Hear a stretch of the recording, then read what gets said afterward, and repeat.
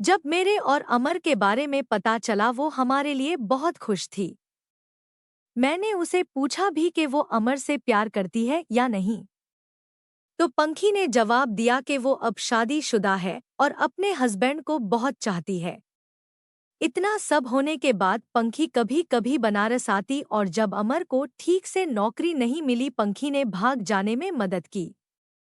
हम उसे दोबारा कांटेक्ट नहीं कर पाए क्योंकि हमें लगा मेरे पापा उसके फोन को ट्रैक कर रहे होंगे।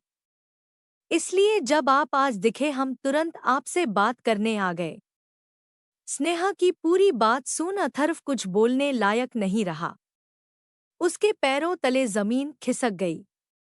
वो इतने दिन पंखी को गलत समझता रहा और पंखी ने उसे कुछ नहीं बताया। अपनी प्रॉब्लम्स खुद सॉल्व करने निकली। प्लीज बताएं पंखी कहाँ है? हम उसे एक बार मिलकर थैंक यू कहना चाहते हैं प्लीज। स्नेहा बोली। नजरें झुका अथर्व ने कहा, मुझे नहीं पता। क्या मतलब है आपका? स्नेहा ने पूछा। जब अथर्व ने नजरें उठाकर देखा उसकी आंखें पानी से भरी थी। उसने कहा, पंखुड़ी और मेरा कॉन्ट्रैक्ट मैरिज था। 1 साल का। आज वो 1 साल खत्म हुआ और हमारा डाइवोर्स भी। व्हाट? स्नेहा ने जोर से कहा। उसे यकीन नहीं हो रहा था ये वही अथर्व है जिसके तारीफों के फूल बांध थी पंखी। स्नेहा गिरने वाली थी कि अमर ने उसे पकड़ लिया। प्लीज टेल मी आप झूठ कह रहे हैं, रोते हुए स्नेहा ने कहा। विश ये झूठ होता, अथर्व ने धीरे से कहा। You are an Ashley, Sneha ने रोते हुए कहा। अमर ने उसे पकड़ रखा था। फिर हंसते हुए स्नेहा बोली, कॉन्ग्रेचुलेशंस। आपने सबसे अच्छी लड़की को हाथ से जाने दिया। आपको तो आपकी मॉडल गर्लफ्रेंड्स ही सूट करती है। पंखी जैसी अच्छी लड़की के लिए आप लायक ही नहीं है। फिर अमर को देख स्नेहा ने कहा, लेट्स गो। अमर जाते हुए अथर्व से बोला, your loss man, you lost a gem of a person. Hotel के कमरे में पहुंच अथर्व अपना फोन निकाल स्विच ऑन कर सबसे पहले लॉयर को कॉल लगाया। लॉयर ने तुरंत फोन उठाया और अथर्व ने कहा, सुनो, पंखी को कहीं भी जाने से रोको। उसे कहीं भी जाने मत देना। मैं अभी लौट रहा हूँ, सुबह तक आ जाऊंगा। सर वो समर्थ बोलने लगा लेकिन उसकी बात काटते हुए अथर्व ने कहा, मुझे कुछ नहीं सुनना समर्थ। उसे रोको बस। लेकिन सर वो पंखुड़ी मैडम दोपहर को ही घर खाली कर चली गई। अथर्व के हाथ काम करते करते रुक गए। What do you mean? वो शाम तक जाने वाली थी ना? हाँ लेकिन मैडम दोपहर को ही चली गई, लॉयर ने कहा। अथर्व बेड पर बैठ गया। उसका दिमाग काम करना बंद हो गया। फोन रखते हुए पंखी का नंबर ट्राई करने लगा लेकिन अब उसका नंबर स्विच ऑफ बता रहा था। नो नो नो, अथर्व अपना हाथ दीवार पर जोर जोर से मारने लगा। जब खून बहने लगा वो रुका और वापस लॉयर को कॉल किया और कहा, उस चेक को कहाँ एनकैश करती वो पता लगाओ। आज नहीं तो कल उसे बैंक में जमा करना ही होगा। किस ब्रांच में करती है उसे पता लगाओ, अथर्व ने कहा। सर वो बोलते बोलते समर्थ रुक गया। वो क्या समर्थ? चीखते हुए अथर्व ने पूछा। मैडम ने पैसे लेने से मना कर दिए, समर्थ ने कहा। व्हाट? अथर्व ने पूछा।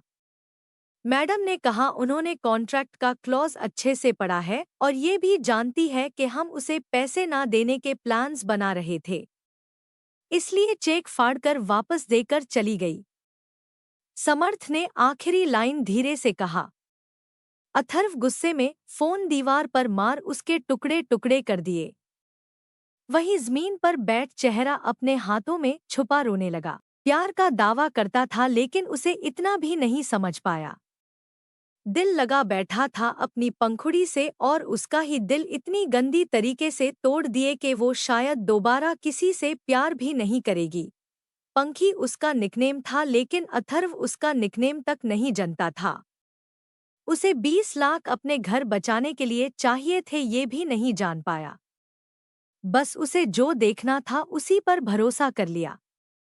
अमर और पंखी का सच में अफेयर है या नहीं, खुद बनारस जाकर नहीं देखा। किसी तीसरे पर भरोसा कर अपनी खुद की शादी तोड़ दी। अथर्व के पेरेंट्स भी उससे इतने नाराज थे कि जब से अथर्व में डाइवोर्स के बारे में कहा, उन्होंने बात करना बंद कर दिया। पंखी भी ना जाने कहा है, कैसे है मैं भी नहीं जानता। बिना पैसों के कैसे रहेगी, ये सोचकर अथर्व की आंखें भर आई। पंखुड़ी, आई एम सॉरी, रोते हुए अथर्व ने कहा, पर उसकी सुनने वाला कोई नहीं था। रात भर सो नहीं पाया अथर्व। अगली सुबह पहली फ्लाइट से पुणे चला गया। एयरपोर्ट से सीधा अपने लॉयर के पास गया और कहा, वो डाइवोर्स पेपर्स फाइल मत करो, उन्हें फाड़कर फेंक दो। अथर्व ने कहा। सर, समर्थ ने कहा, मैंने जितना कहा है उतना करो। अथर्व गुस्से में बोला और अपने घर चला गया। वो ना किसी से कुछ कहने की हालत में था ना सुनने की। घर पहुंचकर उसने देखा हर चीज अपने जगह पर थी, साफ सुथरा। दीवारों पर सिर्फ अथर्व और उसके पेरेंट्स की तस्वीरें थी। अथर्व ने कभी भी उन दोनों की शादी की पिक दीवार पर नहीं लगाई। पंखी की एक भी तस्वीर नहीं थी उसके पास। शादी में जो फोटोज लिए थे उनके अलावा कुछ नहीं था। अपने कमरे में गया तो उसे उस रात की याद आई जब दोनों पहले बार साथ में सोए थे, जब उसने पंखुड़ी की विर्जिनिटी ले ली थी। उसे तब समझ नहीं आया थे पंखुड़ी वर्जिन क्यों है, अमर के साथ अभी तक सेक्स क्यों नहीं किया। लेकिन आज उसे वो बात समझ आई कि पंखुड़ी किसी स्पेशल इंसान के लिए वेट कर रही थी और अथर्व को उसने अपना स्पेशल इंसान बनाया था। इसलिए उस रात उसने अथर्व को अपनी विर्जिनिटी दी। अथर्व अपना बेड छोड़ दीवार से सटाकर वहीं बैठा रहा। पंखी की हर छोटी चीजें याद करते हुए खुद को कोसने लगा। काश के मैंने एक बार उससे पूछा होता। काश के एक बार उसने खुद मुझे सारी सच्ची बताई होती। लेकिन क्यों बताती? मैंने उसे इतना हर्ट जो क्या है। Hate my self. अथर्व खुद से बात करने लगा। ऐसे ही बैठे बैठे वो सो गया। ना कपड़े बदले थे ना कुछ खाया था। जब उठा अगली सुबह हो गई। कम से कम 12 घंटे बाद उठा था। उठकर फ्रेश होकर बिना नाश्ता किए ऑफिस चला गया। फिर अपने एक आदमियों को कॉल कर पंखी का बनारस वाला एड्रेस पूछा। उस लड़के ने तुरंत उसे लोकेशन भेज दी। सारा काम पेंडिंग छोड़कर फ्लाइट लिए अथर्व बनारस जा पहुंचा। दरवाजा खटखटाने वाला ही था कि उसके देखा घर पर ताला लगा है। कहाँ गई होगी? अथर्व ने खुद से पूछा। पास के पड़ोसी के घर जा उसने पूछा कि पंखी कहाँ है। पड़ोसी ने कहा, पता नहीं, वो आजकल यहाँ नहीं रहती, अपने पति के साथ पुणे में रहती है। पर आप कौन? मैं उसका हस्बैंड हूँ, अथर्व ने कहा। आपको खुद नहीं पता वो कहाँ है? आंखें बड़ी कर पड़ोसी ने पूछा।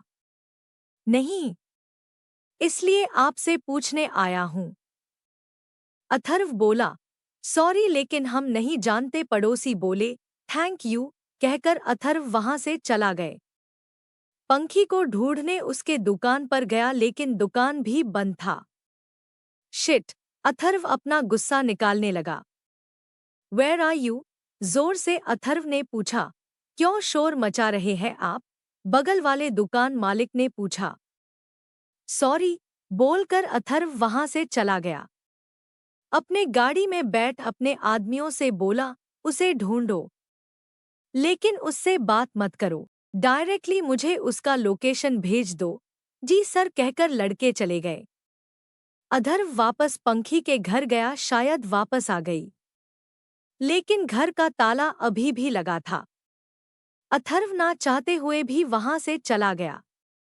पंखुड़ी रामनाथ कभी किसी के ऊपर निर्भर नहीं होती। अपने प्रॉब्लम्स को खुद सॉल्व करना उसे अच्छे से आता है। जब सारे दरवाजे बंद हो जाए तो ताला तोड़ के बाहर कैसे जाते हैं ये अच्छे से आता है।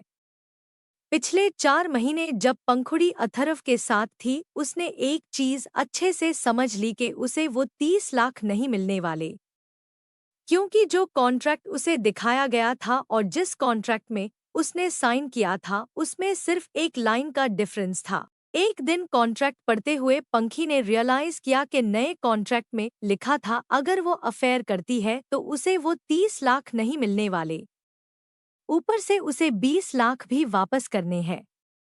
20 लाख तो पंखी के पास नहीं थे, लेकिन वो 30 लाख अथर्व से नहीं लेना चाहती थी। अपनी नई कंपनी बनाने में पंखी ने दिन रात मेहनत की। जहां अथर्व पूरे दिन घर के बाहर रहता, पंखी अपने बिजनेस आइडिया पर ध्यान देती। कई इन स्टोर्स को उसने अपने आइडियाज पिच किए, लेकिन हर जगह से निराशा ही दिखाई दे रही थी। कॉन्ट्रैक्ट खत्म होने में सिर्फ 1 महीना बचा था जब पंखी को एक इन्वेस्टर मिल गया। डाइवोर्स के ठीक 15 दिन पहले पंछी की उसका 60 लाख का चेक मिला, जिसमें से कुछ पैसे एक डेवलपर को हायर करने में इन्वेस्ट किया और बेंगलुरु में एक छोटा सा 5 लोगों का ऑफिस बनाने में इन्वेस्ट किया। विक्रम बेंगलुरु में रहता था और वो चाहता था पंखी वहीं से काम करे। पंखी बिना कुछ कहे मान गई। डिवोर्स के ठीक एक दिन पहले पंखी अपना सामान पैक कर अगले दिन का वेट करती रही। वो अंदर से टूट गई थी। वो अथर्व से दूर नहीं होना चाहती थी, लेकिन इमोशनल होने से बात थोड़ी बनती है। इसलिए खुद को संभल पंखी अगले दिन उठी और नई शुरुआत करने सबसे पहले लॉयर के पास जा पेपर साइन कर घर खाली कर दिया। शाम की फ्लाइट से बेंगलुरु चली गई। पंखी भले ही अथर्व से डाइवोर्स कर चुकी थी, लेकिन अपने सास ससुर से अच्छे से बात करती। जब उन्हें पता चला जो अथर्व ने किया, हीर और अक्षत ने पंखी की पूरी मदद करी। जैसे ही पंखी बेंगलुरु आई, उसे अपने घर में रख लिया। पंखी ने बहुत मना किया, लेकिन हीर ने उसकी एक नहीं सुनी। पंखी अपने इन लॉस के साथ रहते हुए अपने बिजनेस पर ध्यान देने लगी। सच कहे तो पंखी को वो इन्वेस्टर अक्षत के वजह से मिला। अक्षत को जब अथर्व के करतूत के बारे में पता चला, उसने अपने दोस्त से कहकर बात की। उसके दोस्त ने इंटरेस्ट दिखाई तो पंखी को उससे मिलवाया। उसका दोस्त इतना इम्प्रेस्ड था कि झट से मान गया और पंखी के बिजनेस में इन्वेस्ट कर दिया। 2 महीने हो गए पंखी को बेंगलुरु आए, अब उसका बिजनेस धीरे धीरे पिकअप करने लगा था। पंखी सबसे पहले अपने लिए एक बेडरूम का घर किराए पर लिया। हीर ने बहुत कहा, लेकिन पंखी बोली, आपने ऑलरेडी मेरी बहुत मदद की है माँ, अब मुझे मेहनत करनी है, ऐसे ही नहीं बैठे रह सकती। अक्षत ने हीर को समझाया और पंखी को जाने दिया। जेपी नगर में एक छोटा सा स्टूडियो अपार्टमेंट लिए उसे अच्छे से सजा पंखी वहां रहने लगी। अगले प्लान उसका अपने दुकान को छुड़ाने का था। अपने बनारस वाले घर पर ताला लगा पंछी बेंगलुरु में रहने वाली थी, लेकिन ज्यादा दिन नहीं, वो अपने पैरों पर खड़े होते ही वापस जाने वाली थी। वहीं से कंपनी चलाने वाली थी। देखते ही देखते पंछी का बिजनेस इतना बड़ा बन गया कि 4 महीने में ही मुनाफा 4 गुना बढ़ गया। कई सारे बच्चे थे जिन्हें घर का खाना चाहिए था, लेकिन हॉस्टल में रहते उन्हें वो स्वाद नहीं मिलता।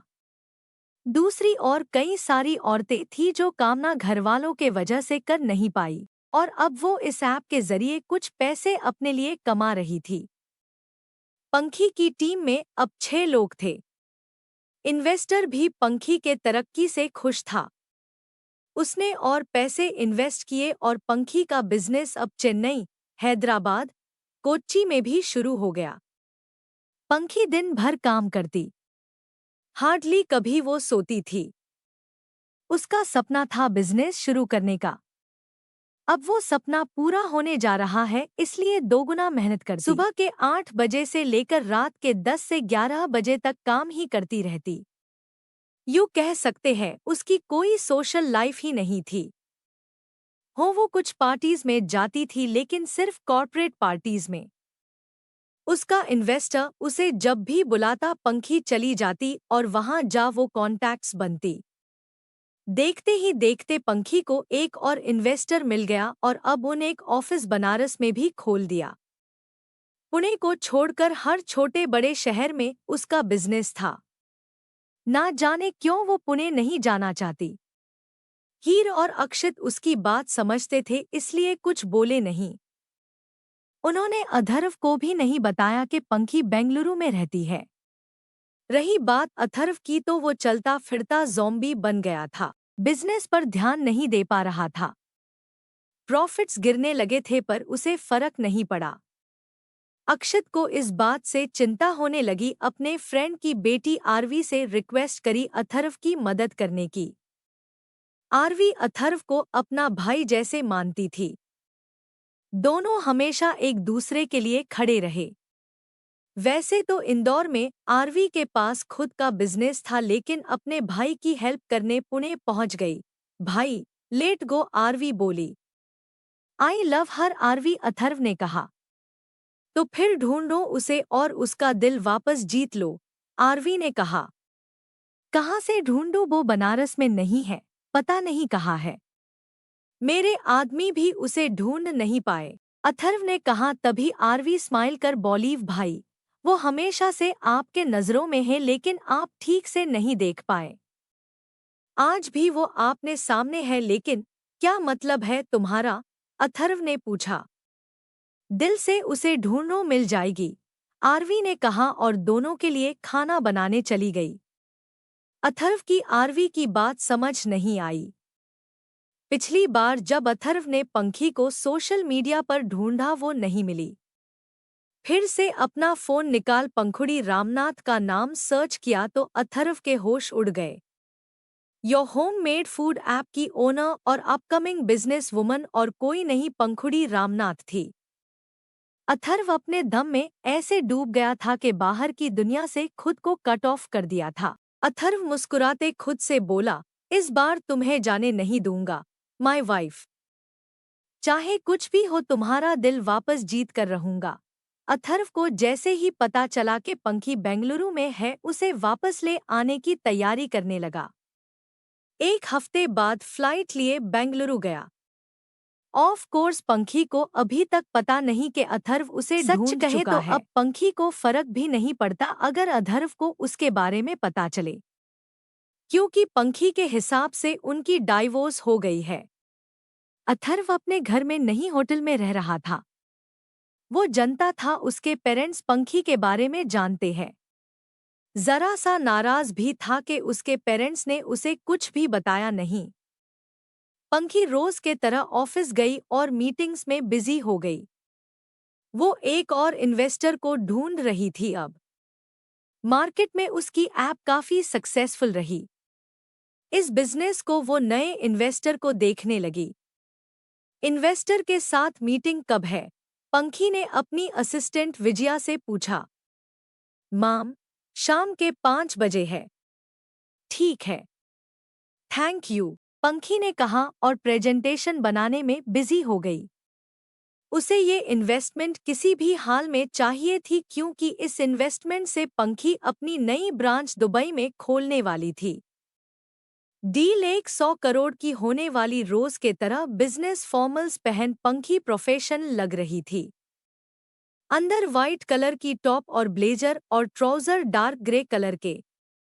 बालों को हाई पोनी में बंधा था और मेकअप हल्का। क्योंकि वो दिन के 13 घंटे काम करती, पंखी को ग्लासेज पहनने पड़े। उसके छोटे चेहरे पर राउंड वाले बड़े बड़े स्पेक्स हैरी पॉटर जैसे क्यूट दिखते थे। उसकी ये लुक उसे पढ़ाकू जैसे दिखाती, लेकिन साथ ही सीरियस भी। अपना नया मैकबुक लिए पंखी और उसकी असिस्टेंट विजया कॉन्फ्रेंस रूम की ओर बढ़ गई। बोर्डरूम के अंदर जाते ही पंखी के कदम रुक गए। उसके चेहरे की मुस्कान चली गई और गुस्सा आ गया। आप यहाँ, पंखी ने पूछा। स्माइल कर अथर्व ने उसे देखा। इतने दिनों बाद वो पंखी को देख रहा था, उसे निहार रहा था। पंखी पहले से भी सुंदर दिख रही थी। लास्ट मिनट मेरा दोस्त, जो तुम्हारा इन्वेस्टर था, उसे इमरजेंसी आ गई तो इसलिए मैं उसके जगह मीटिंग अटेंड करने आया हूँ।